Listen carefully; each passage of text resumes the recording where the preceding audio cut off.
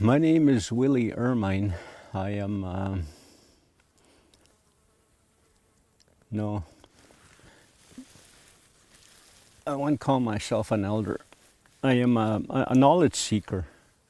I come from the community of Sturgeon Lake. Baktahagan Sagagan is the name of our community. I live here. I grew up here. These lands are my playground. All these lands. I used to walk these lands all by myself, all over, growing up, and then into hunting, and I'm still here. After all these years, I'm still on the same land that my father took me around here, and the narratives of our family places our grandfather and all the families living on these, could be anywhere, on these lands, picking berries and harvesting medicines. So our minds come from a long way. My mind is, it comes from the teachings of my parents, my father in particular regarding the land, my mother regarding the values, how to be a good human being.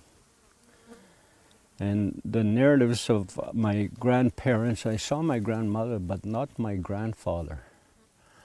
The narratives of my grandfather was, again, a mixture of both the values that he lived by and also the land-based skills that he had. There was no welfare or social assistance of any type. And those were the days when, in my grandfather's time, and the previous generation, when Indian Affairs really had control of the community. We come from that experience as well. But what comes out, what really sticks, is the independence of our people in terms of living off the land, raising their own. My grandfather had cattle. Many families had cattle. And they raised their own livestock, and fishing was a big thing, and also making use of the resources like cutting cordwood to sell, harvesting different medicines to sell again, berry picking, rabbit hunting, deer hunting, anything to make a living, to have to feed the family. That was their daily routine. People worked. They were hard workers, according to the many stories I've heard about from the elders about this area, this land. So our minds come from a long way in terms of our connection with the land, what grows where, what mystery places we have, any sacred sites. Our Sundance grounds, for example, our berry picking grounds, our rabbit hunting grounds, our sweat lodge grounds, our blueberry grounds, just different terrain. Indian Affairs, of course, could not totally constrain our people. Many people were out here during the heyday of suppression, when Indian Affairs tried to control everything that people did. Our people were out here living in total freedom, and making use of the resources. So our minds not only come from that kind of a subjugated past or an oppressive past, where people had to have permits to leave the reserve or sell any of their produce, their cattle, their lumber, their cordwood, anything, their medicines. They had to have a permit to leave the community. But through it all, our people survived. In fact, they kept in tune with the land. They knew where the foods were, and that's what they were really largely independent to be able to make a good living off the land, to fish, to hunt, to harvest, all those. So that is the history of this community. The old people talked about all those things, and we have a big collection of narratives that talk about that kind of history. And from that history we derive certain knowledges as well that tell us about ceremonies, for example, or how to work the berries that we picked, how to sun dry them, how to store them, the roots, what they're used for, even things like survival skills, I guess we can call them. They used to warn us, if you ever cut yourself in the forest and there's no doctors around, they showed us medicines that if I cut myself deeply in the forest, and I'm all by myself, they showed us how to stop that bleeding, how to fix ourselves in those situations. So those are all survival skills, living skills, and it's all engaging with the land, how to work with the land, how to be a part of the land. That is the biggest thing. That when I say our minds come from a long way, it's the memory of what our ancestors did on the land, and how to make the most use of the land, how to be competent out on the land. That if I were lost, for example, how would I survive? That those kinds of skills were important. And the medicines were very practical. Like I said, if you have a wound, how to treat that, or how to fix a fever, or what to eat, not to eat as well, and how to survive, in the forest without any modern convenience. So independence is what the memory tells me. The people were very independent, and our ancestors, my upbringing myself was, to be taught how to be independent. I was taught how to be alone in the forest and be comfortable in the forest, how to be comfortable. I could spend a whole day by myself just wandering the forest, because that's how I grew up, that's how I was brought up. I was brought up in the water, to swim the waters, no matter what kind of water, to drink the water, to play, how to hunt rabbits. So these were transferred. The skills were taught to me, and that's the very idea of, again, trying to ensure that the mind that comes from a long time ago keeps traveling into the future. That the young people, my wish is that the young people, I don't know how young, it could be anything, probably any age younger than me, would be aware of how rich we are on this land. How rich this community, this landscape is for medicines, for survival. It is very, very rich. That much I can safely say, that it's very rich. It has, because it has different terrain, different geography, different areas, different environmental areas, and so it covers a whole range of not only medicines but also different foods that we might get out of the land.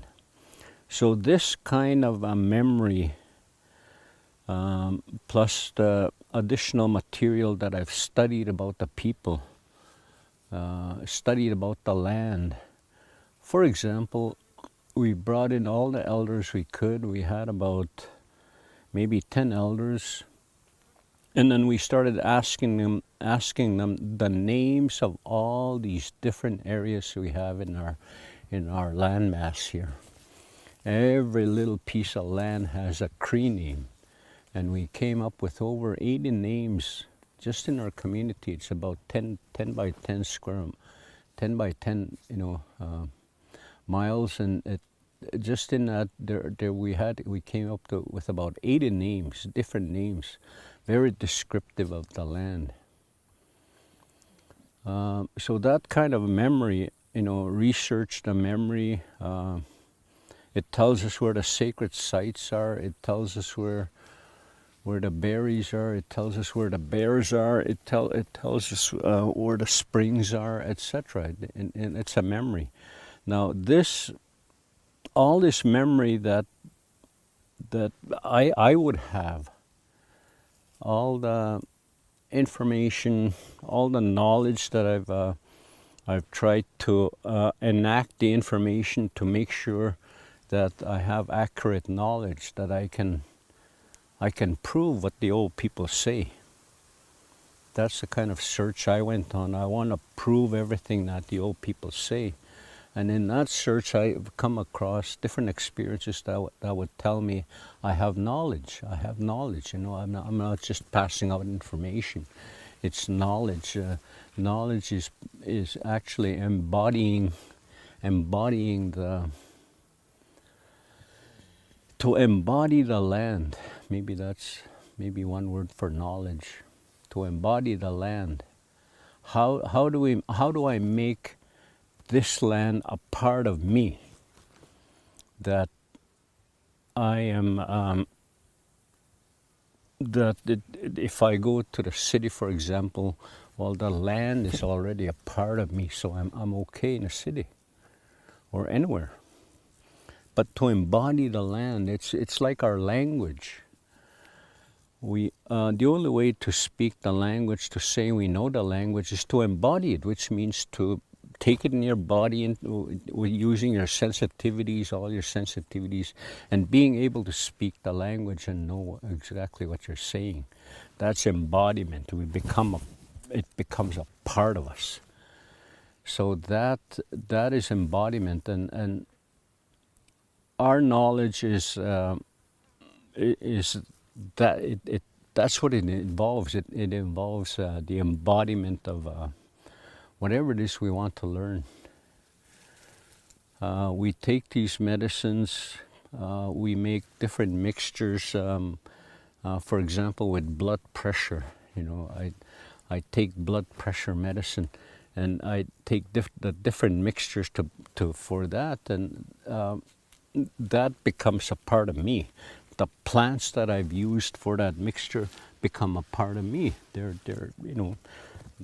that's how I sustain myself. That's my genetics. My growth involves the use of those plants in my body. So nowadays, if I don't go without that drink, I feel kind of lonesome for it. I need to drink it.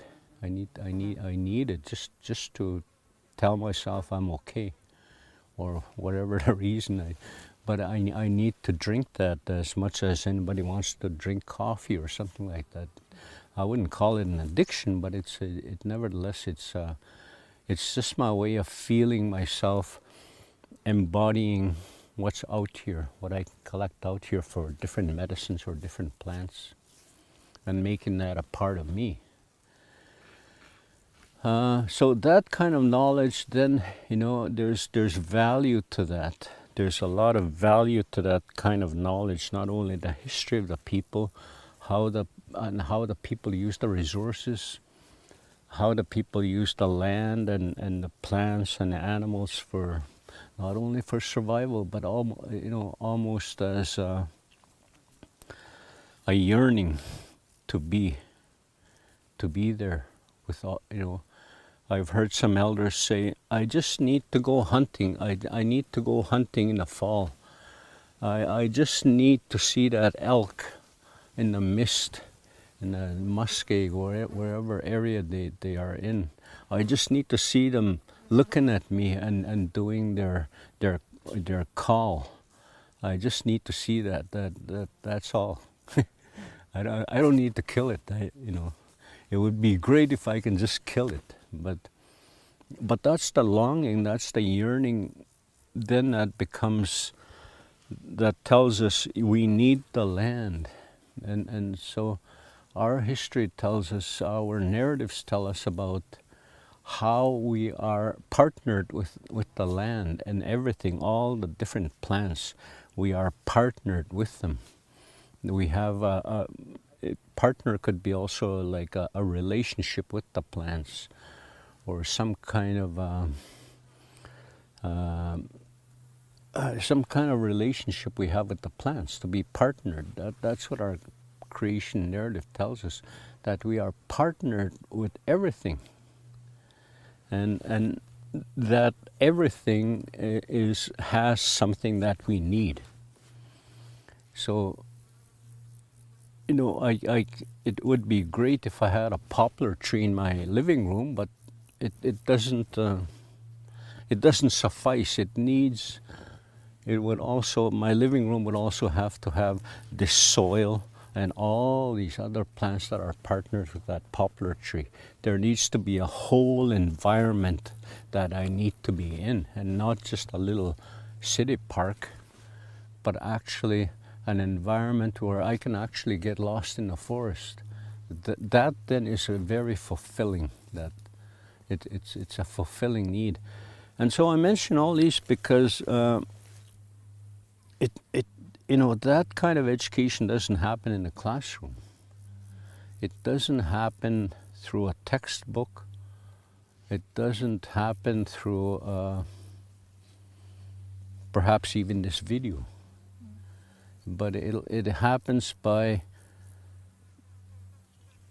not even without an agenda, just taking youth or out on the land, and then just start to do something with the land. Natural land like this is, even the fragrance of the land, that it brings back a lot of memories.